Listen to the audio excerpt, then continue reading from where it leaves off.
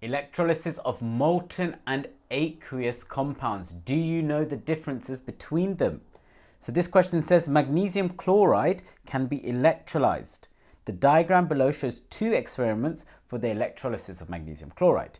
Look at the difference between the two.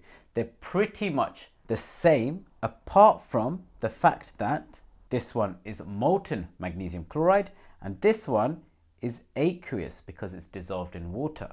That makes a difference to what gets produced at the end.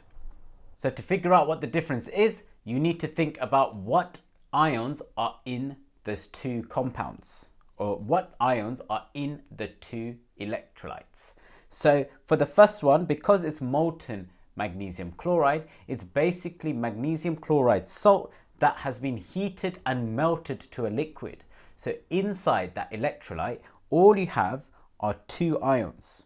You have magnesium ions, Mg2+, and chloride ions. Those are the only two ions floating around in that liquid.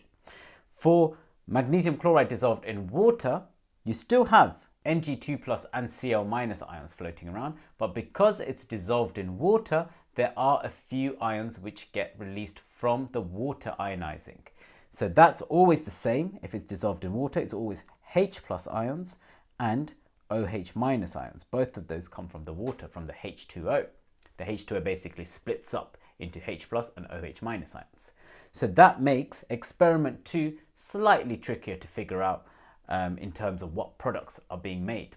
The question says, in experiment 2, a gas is produced at the negative electrode. Name the gas produced at the negative electrode. If this was a question for experiment 1, the negative electrode will attract the positive ion, which in this case is Mg2+. So you can automatically say magnesium metal is produced at the negative cathode. But here for experiment 2, because it's in solution, we've actually got two different possible ions that could go to the negative electrode, the cathode, and discharge. And you need to know the rules of how to decide which one gets discharged. So for positive ions, it's always the one that's less reactive that goes to the electrode to get discharged. So out of magnesium and hydrogen, you've got to think which one is less reactive. It's actually hydrogen. If you know your reactivity series, hydrogen is less reactive. So that means hydrogen, H+ ions, are going to travel to the cathode, to the negative electrode, and they're going to turn into hydrogen gas. They're going to gain electrons. So the gas produced here is hydrogen. And it carries on here and it says, suggest why magnesium